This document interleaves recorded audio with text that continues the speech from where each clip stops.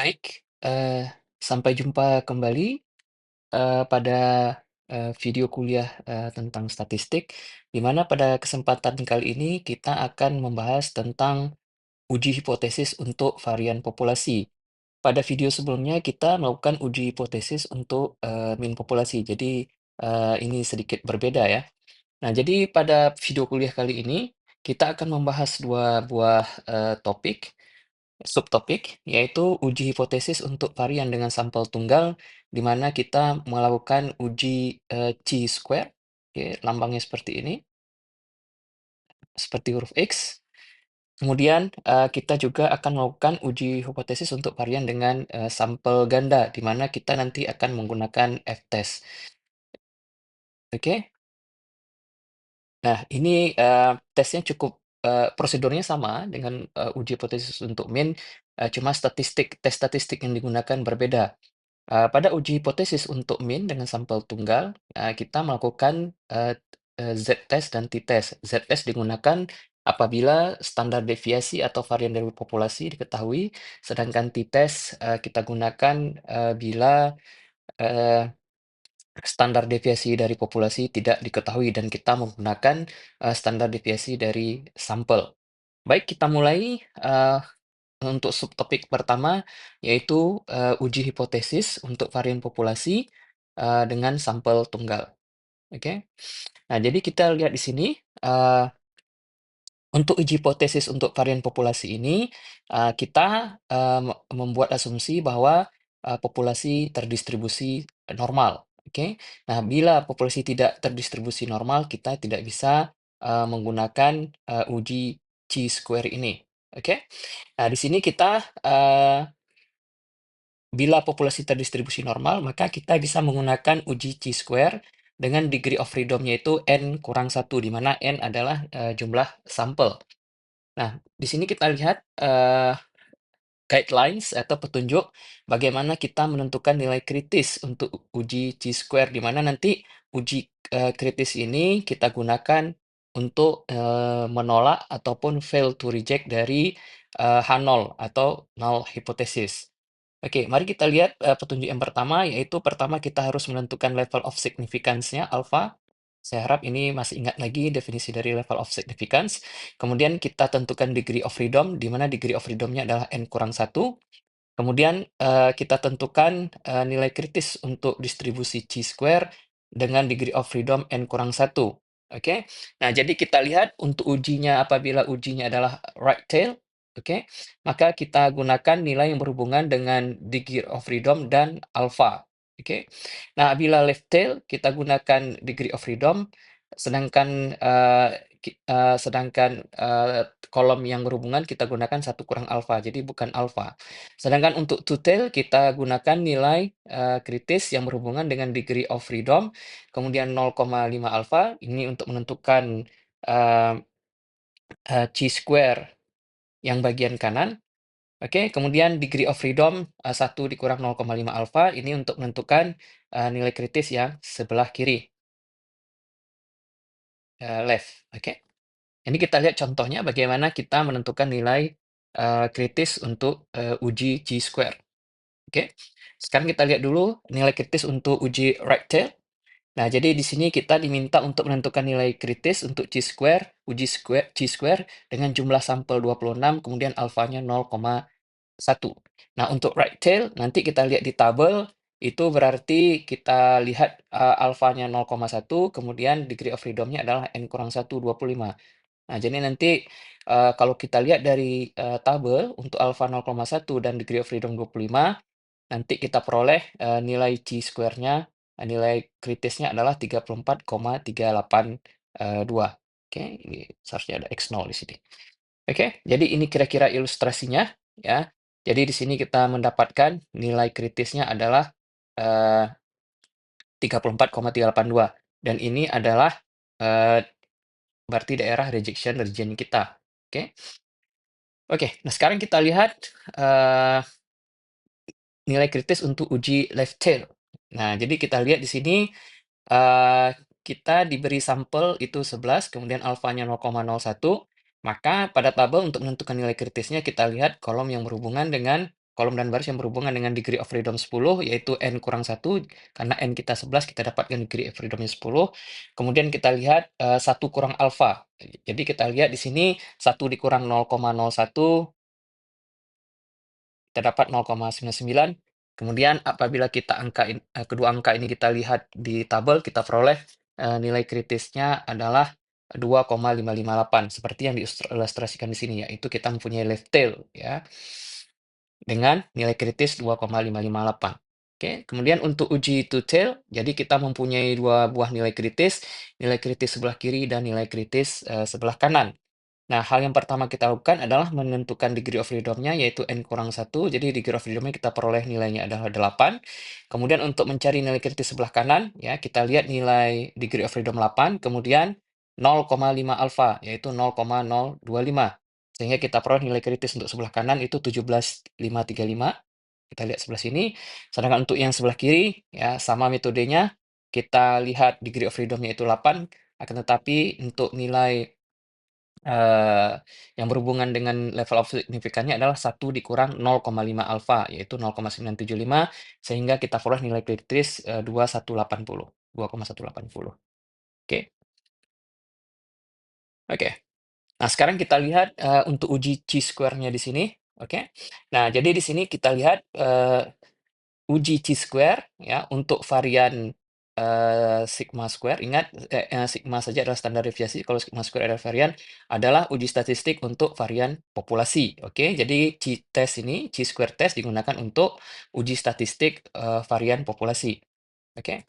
Kemudian ini perlu digarisbawahi seperti yang sudah kita lihat pada awal pembahasan pada topik ini, uji square hanya bisa dilakukan bila populasi kita terdistribusi normal. Jadi kita harus memastikan ya populasi terdistribusi normal atau mendekati distribusi normal. Kemudian yang menjadi tes statistik kita adalah sampel varian, oke? Bukan dari populasi ya. Jadi sampel varian, bukan varian dari populasi. Oke. Nah, kemudian standardized tes statistik kita adalah chi-square, di mana nilai chi-square-nya adalah N kurang 1 dikalikan dengan sampel varian dibagi dengan varian dari populasi. Ya, jadi ini harap dibedakan. Oke, kemudian eh, tes statistik ini mempunyai distribusi chi-square dengan degree of freedom N kurang 1. Oke, ini sampel varian, ya supaya jangan salah. Oke, sedangkan ini populasi, varian dari populasi. Oke.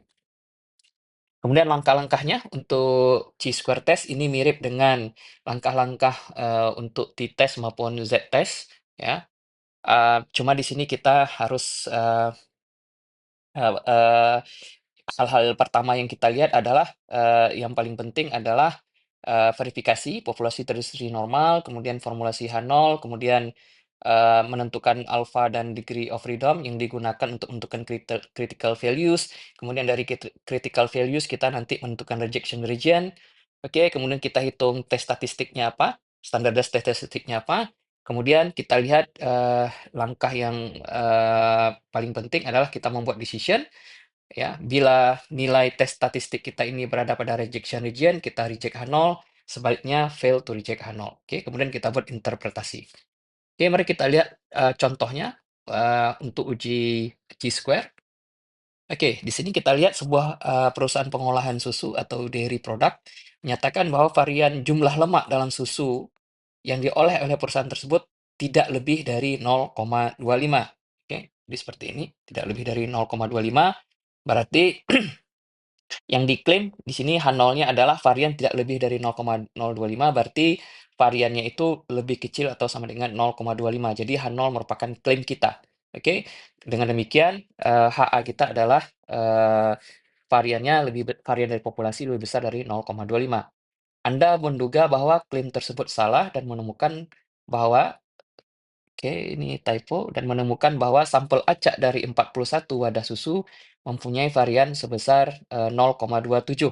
Oke, jadi ini merupakan S kuadrat. Oke, oke. Kemudian apakah terdapat cukup bukti untuk menolak pernyataan perusahaan tersebut dengan alfa 0,025? 5. Sedangkan ini berarti nilai, varian kita nanti, varian dari populasi, oke? Oke, mari kita, selesaikan persoalan ini, ya, dengan menggunakan langkah-langkah, pada slide sebelumnya. Oke, kemudian di sini verifikasi sampel diambil secara acak. Oke, kemudian populasi terdistribusi secara normal. Di sini sudah, cek ya, karena ada asumsi pada, persoalannya. Kemudian klaim varian adalah tidak lebih dari 0,25 ya, ini sudah kita bahas sebelumnya bagaimana formulasi H0 dan HA-nya. Kemudian level of significance sudah diketahui dari soal, kemudian degree of freedom adalah N kurang 1. Di sini N-nya adalah 41, dengan demikian degree of freedom-nya adalah, 40. Oke? Kita lihat sekarang dari HA ya, untuk menentukan uji kita apakah left tail, right tail, ataupun two tail. Dari HA di sini sudah pasti kita lihat ini merupakan uji right tail karena ada tanda lebih besar. Oke, maka kita lihat, kita memperhatikan dua angka di sini alfa dan DF untuk menentukan, nilai kritisnya. Oke, pada tabel nanti diberikan nilai 55,7758. Karena merupakan uji right tail, maka rejection region kita adalah nilai chi-square, lebih besar dari 55,758. Kemudian kita hitung, standar tes statistik kita masukkan angka N, oke, kemudian angka S kuadrat 0,27 dari soal, di sini S kuadrat. Kemudian nilai varian adalah 0,25 yang ini, ya, kita lihat dari klaimnya, oke. Nah, sehingga kita peroleh angka 43,2, oke. Kemudian sudah pasti kita lihat di sini bahwa angka 43,2 ini tidak berada pada, rejection, region, atau karena 43,2 ini itu, tidak lebih besar dari 55,758. Oke? Dengan demikian decision kita adalah fail to reject H0, kemudian interpretasinya, tidak terdapat cukup bukti dengan level of significant, 5% untuk menolak klaim. Oke, artinya, kita accept H0 ya, untuk menolak klaim dari perusahaan bahwa varian jumlah lemak dalam susu whole milk tidak lebih dari 0,25. Oke, jadi saya harap adik-adik semua bisa melihat lagi contoh ini dengan lebih, detail, sehingga paham bagaimana, melakukan uji T-square test untuk, right tail, untuk uji right tail. Oke, kemudian kita lihat contoh yang kedua. Di mana di sini kita, mempunyai, two-tail test, oke. Jadi kita lihat di sini sebuah produsen alat olahraga mengklaim bahwa varian, ya, berarti uji varian, kekuatan suatu tali pancing tertentu adalah 15,9. Oke, jadi ini yang kita ambil sebagai, sigma kuadratnya. Sampel acak sebanyak 15, oke, ini berarti ini N kita, mempunyai varian sebesar 21,8, berarti ini adalah sampel varian kita, S kuadrat. Kemudian pertanyaannya adalah apakah terdapat cukup bukti untuk menolak pernyataan produsen dengan level of significant 5%. Oke, kemudian asumsinya populasi terdistribusi secara normal. Oke, dengan asumsi ini otomatis langkah pertama itu cek ya, karena kita di sini sampelnya diambil secara acak dan populasi terdistribusi secara normal. Kemudian klaim kita varian kekuatan tali pancing adalah sama dengan 15,9. Berarti varian kita sama dengan 15,9. Dengan demikian HA kita variannya tidak sama dengan 15,9. Oke. Kemudian level of significant 0,5 itu dari soal, kemudian DF kita mempunyai sampelnya itu 15, N-nya 15, otomatis degree of freedom-nya adalah 14. Oke, kemudian kalau kita lihat dari HA, tanda seperti ini kita mempunyai uji two tail. Oke, maka kita harus menentukan nilai kritis untuk sebelah kanan dan sebelah kiri. Untuk yang sebelah kanan ini kita lihat dari angka alfa dan DF. Oke, 0,5 alfa ya. Oke. Oke, jadi kita lihat angkanya 0,5 alfa. Oke. Jadi karena, alfanya 0,005, maka, 0,5 alfanya adalah 0,025. Oke. Demikian juga untuk yang left, kita lihat angka DF dan angka, 0,5, 1 dikurang, alfa, oke? Atau ini adalah 0,95. Sehingga kita peroleh, untuk yang sebelah kiri nilai kritisnya adalah 5,629, oke? Kemudian maka rejection region-nya adalah, nilai chi-square itu lebih kecil, dari 5,69 untuk yang sebelah kiri, untuk yang left, yang ini untuk yang sebelah, kanan. Oke, kita lihat di sini. Oke, kemudian kita hitung standardized test statistik kita dengan menggunakan rumus N kurang satu dikalikan dengan varian dari sampel dibagi dengan varian dari populasi. Dengan memasukkan angkanya kita dapat, nilai tes statistik kita itu 19,195. Dan kita lihat nilai 19,195 ini juga tidak berada pada rejection region. Dengan demikian, decision kita adalah fail to reject H0 atau dalam bahasa pada buku lain kita accept dari H0-nya. Jadi interpretasi kita tidak terdapat cukup bukti dengan alfa 0,005 untuk menolak klaim dari perusahaan bahwa varian kekuatan tali pancing adalah 15,9. Jadi saya harap dari dua contoh ini ya, adik-adik semua sekarang sudah paham bagaimana melakukan uji chi-square. Baik, kita masuk kepada subtopik kedua, yaitu uji hipotesis untuk varian sampel ganda. Jadi di sini kita mempunyai dua buah varian atau kita melihat dua buah populasi. Oke, oke. Jadi kita lihat dulu definisinya. Perbandingan varian sampel dari dua buah populasi. Diberikan varian sampel dari dua populasi, masing-masing S1 kuadrat dan S2 kuadrat. Jadi S1 kuadrat ini adalah varian dari populasi pertama, kemudian S2 adalah S2 kuadrat adalah varian dari populasi kedua. Oke. Kemudian jika kedua populasi itu terdistribusi normal, ini adalah hal yang penting. Ini syaratnya, dan varian kedua populasi bernilai sama, oke, jadi varian populasi itu dianggap nilainya sama, oke, bukan sampelnya ya, tapi varian dari populasinya yang bernilai sama, maka distribusi sampel dari perbandingan S1 kuadrat dibagi dengan S2 kuadrat itu mempunyai distribusi F namanya. Oke, ini tabelnya sudah saya distribusikan. Oke.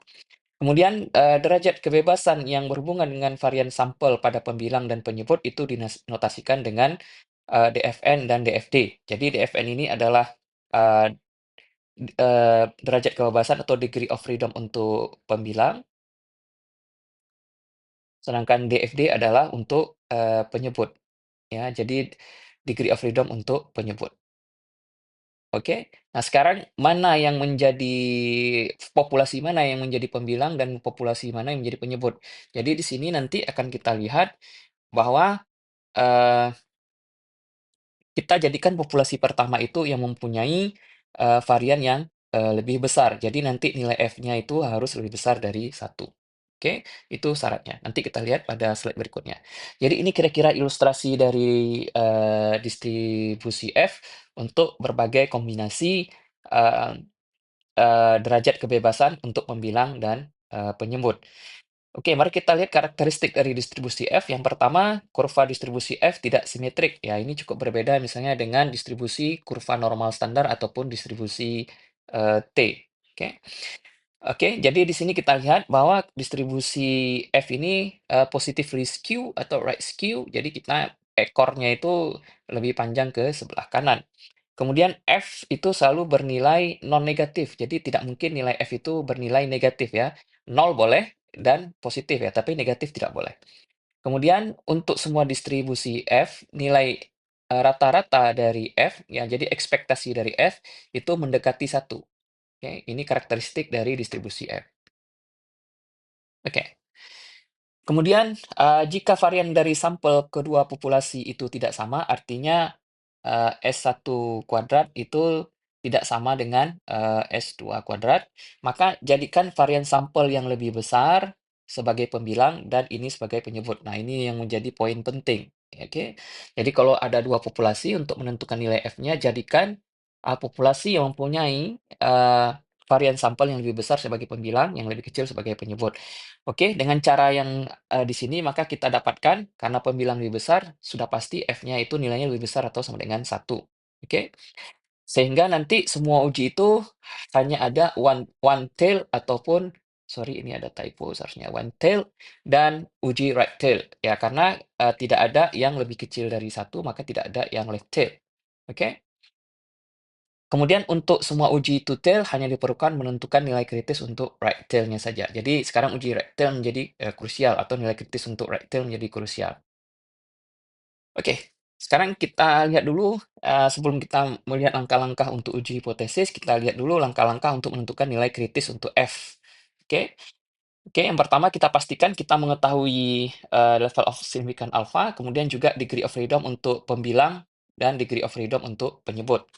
Nah, sekarang kita lihat untuk uji one tail, yaitu one tail-nya itu adalah right tail, maka kita gunakan nilai yang berhubungan, dengan, degree of freedom untuk pembilang dan degree of freedom untuk penyebut, kemudian nilai, alfanya. Jadi ada 3 parameter yang harus kita ketahui, oke?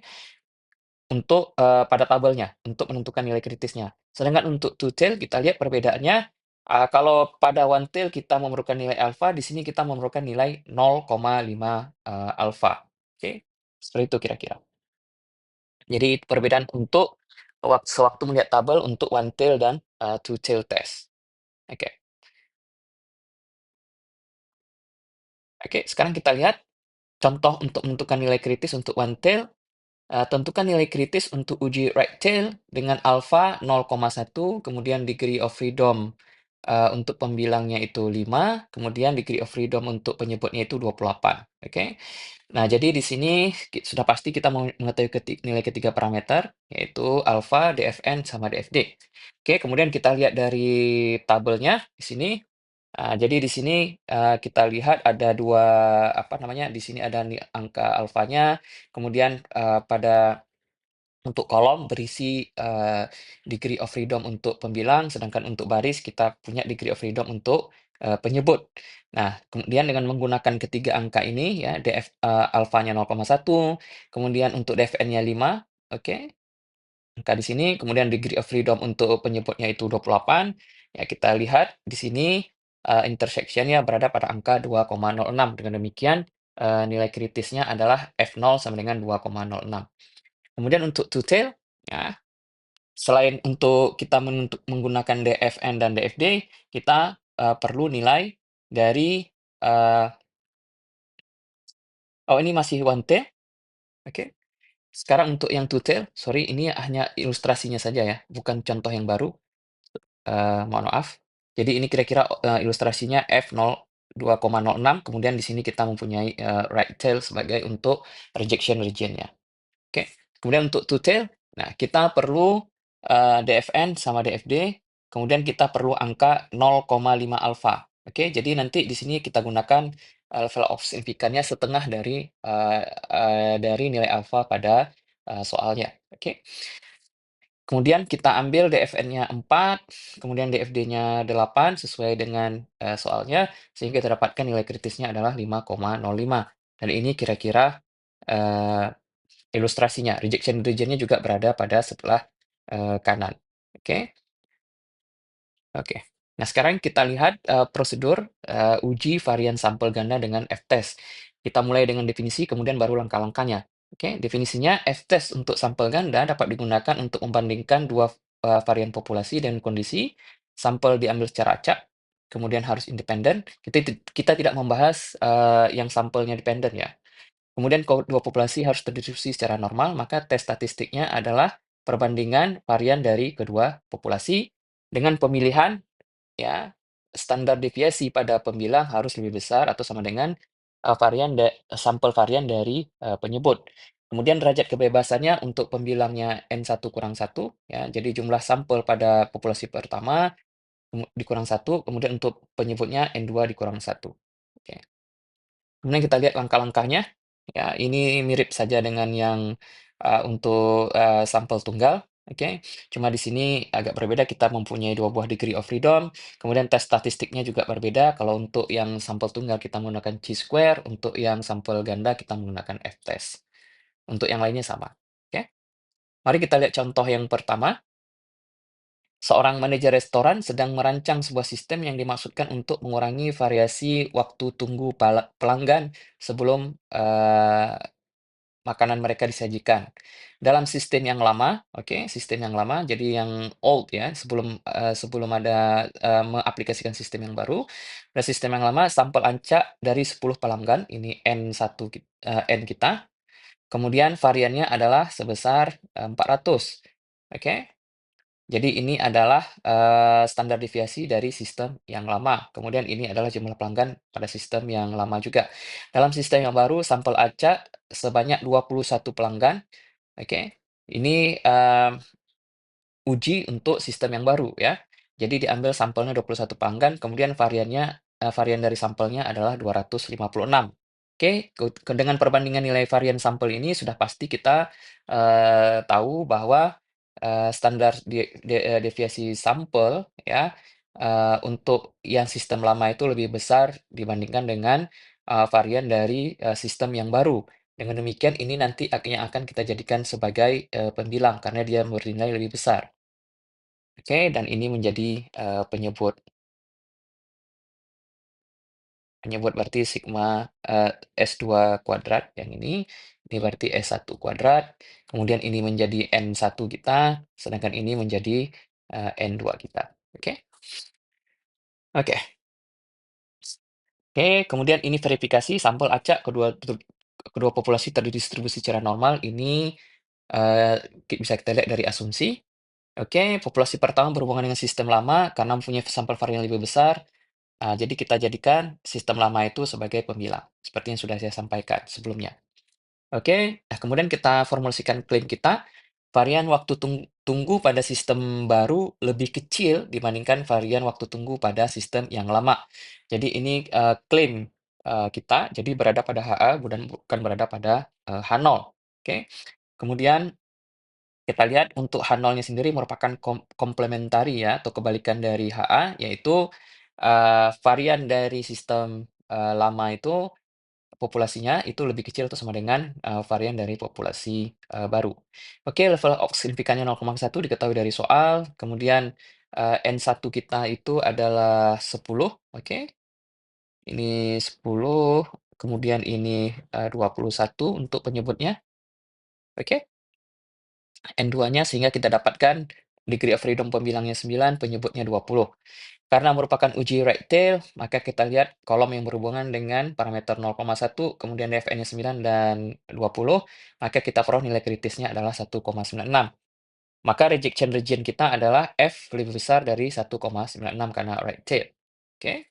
Sekarang kita hitung dulu, nilai tes statistik kita, nilai F kita untuk, tahu apakah nilai F nanti itu berada pada rejection region atau tidak. Jadi tes statistik adalah kita bandingkan saja nilai sampel variannya, 400 dibagi 256 itu mendekati 1,56. Jadi kita lihat ini nilainya lebih kecil daripada nilai kritis. Dengan demikian, eee tes statistik kita itu tidak berada pada rejection region, jadi decision kita adalah fail to reject H0 atau, dalam bahasa kasarnya kita mengaccept H0. Jadi interpretasi tidak terdapat cukup bukti dengan alfa 0,1 untuk meyakinkan manajer untuk berpindah ke sistem baru, ya. Jadi, lebih baik ya menggunakan sistem yang lama ini menjadi rekomendasi kepada manajer, oke. Nah, kemudian kita lihat, contoh yang kedua untuk F-test. Oke, Anda ingin membeli saham di sebuah perusahaan dan memutuskan antara dua saham yang berbeda. Oke, ini berarti dari dua populasi yang berbeda. Karena risiko suatu saham dapat dikaitkan dengan standar deviasi harga penutupan hariannya. Jadi tidak fluktuasinya, standar deviasi ini menyatakan fluktuasi harga ya. Anda memilih sampel harga penutupan harian setiap saham secara acak untuk mendapatkan hasil yang ditunjukkan pada tabel berikut. Jadi di sini saham A itu, standar deviasi sampelnya itu 3,5 sedangkan B 5,7. Dengan demikian kita lihat di sini, harga saham B ini variasinya lebih besar dibandingkan, standar deviasi dari saham A. Dengan demikian saham B yang menjadi populasi yang pertama. Makanya di sini dinotasikan langsung dengan S1, oke. Kemudian jumlah sampel dari saham B itu 31, kemudian untuk saham A itu 30, oke. Jadi, nanti, degree of freedom dari N-nya ini berarti N1 dikurang 1, berarti 30, sedangkan degree of freedom untuk penyebutnya adalah 29, yaitu 30 kurang 1, yaitu 29.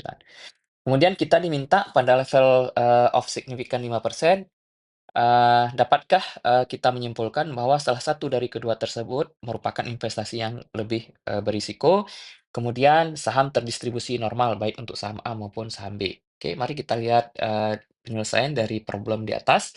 Jadi verifikasi ini, sudah, secara tidak langsung saya sampaikan saat menjelaskan soal. Distribusi sederhana normal, kemudian saham B itu menjadi,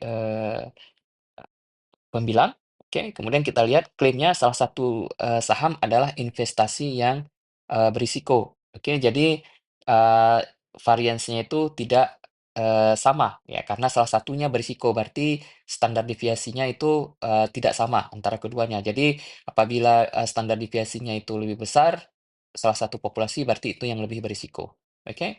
Sedangkan di sini apabila, variannya atau eee, standar deviasinya sama, maka, kedua saham mempunyai risiko yang sama. Jadi tidak ada kata-kata salah satunya. Oke, kedua-duanya bisa jadi berisiko ataupun tidak berisiko. Kemudian level of signifikannya ini 5%, kemudian, degree of freedom pembilang dan penyebut sudah kita jelaskan pada sebelumnya, sewaktu kita mendeskripsikan soalnya. Kemudian karena merupakan uji two-tail, maka kita lihat, parameter dari 0,5 alfa, yaitu 0,025, kemudian degree of freedom pembilang dan, penyebut. Sehingga nilai kritis yang kita peroleh adalah 2,09 dari tabel. Maka rejection region-nya adalah F lebih besar dari 2,09. Oke, kemudian kita hitung tes statistik untuk menentukan apakah, untuk menentukan, apakah, hipotesis kita itu berada pada rejection region ataupun, non-rejection region. Jadi, kita masukkan angka sampel varian untuk, saham B, kemudian untuk saham A kita dapatkan nilai 2,65. Karena nilainya, dari tes statistik kita ini lebih besar dari nilai kritis, maka, tes statistik kita itu berada pada rejection region, maka decision kita adalah, reject H0, oke. Jadi terdapat cukup bukti dengan alfa 0,05 untuk mendukung klaim bahwa salah satu saham adalah investasi yang, berisiko. Jadi kalau kita lihat dari nilai standar deviasinya di sini, sudah pasti yang lebih berisiko adalah, saham B karena mempunyai standar deviasi yang lebih besar. Oke? Jadi, demikian, contoh, terakhir untuk uji statistik, varian dengan sampel ganda. Saya harap ini bisa dipahami, karena kita sudah menggunakan 2 contoh, satu untuk one tail, satu lagi untuk, two tail. Oke, dengan demikian, berakhir pula pembahasan kita tentang, uji varian, oke. Nah, pada video kuliah, berikutnya kita akan membahas tentang, one way ANOVA yang akan merupakan sebuah video yang, cukup singkat.